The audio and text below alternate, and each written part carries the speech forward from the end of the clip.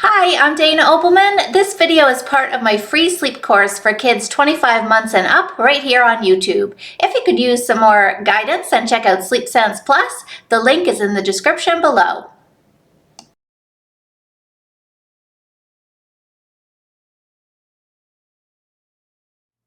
Welcome back. Good morning.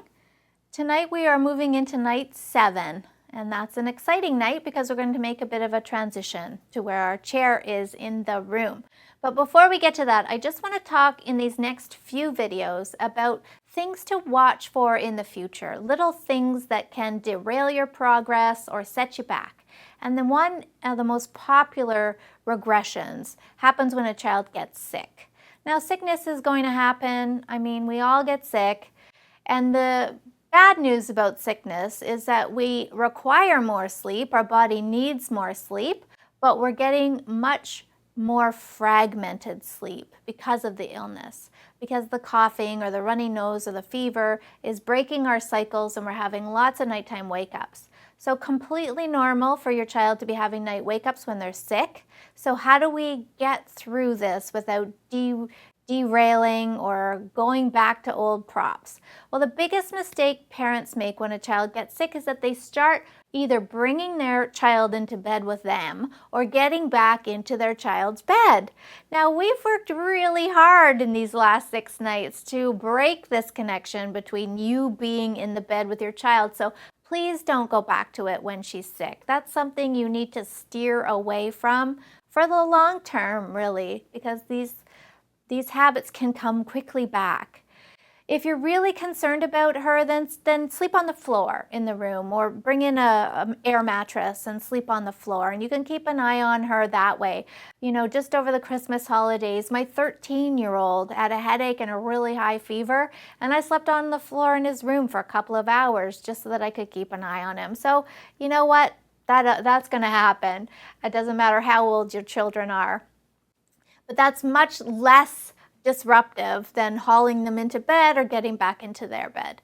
Don't do anything more than 3 nights in a row, though. If you spend more than 3 nights on her floor, that might be now where she expects you to sleep every single night. So that's a good rule of thumb. Nothing more than 2 or 3, anything more than 3 days in a row can become a bad habit again. Don't go back to nighttime feeds, no bottles or breastfeeding in the night if your child's sick.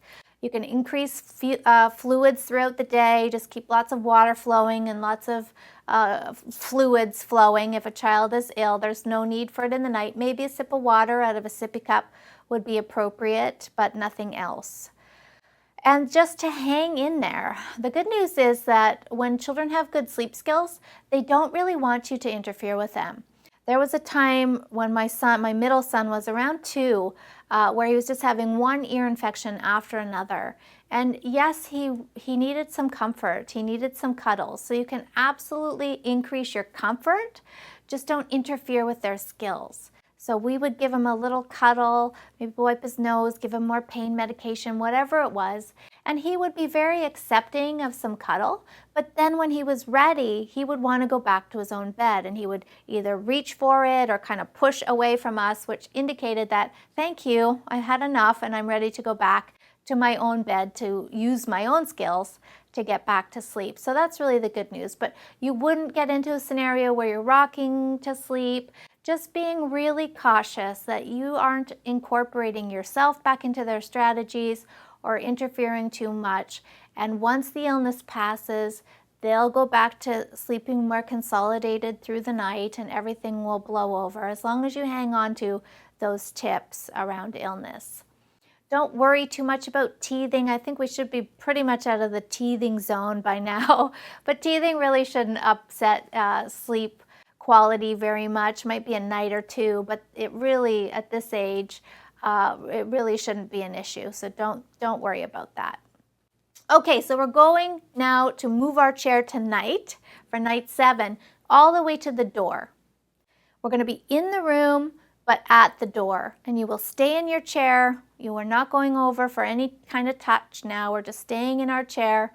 Say your key phrase on occasion. So if it's really dark and she's not sure you're there, you can say your key phrase a few times to let her know. Consequencing any uncooperative behavior and hanging in there again through night 7. See you in the morning.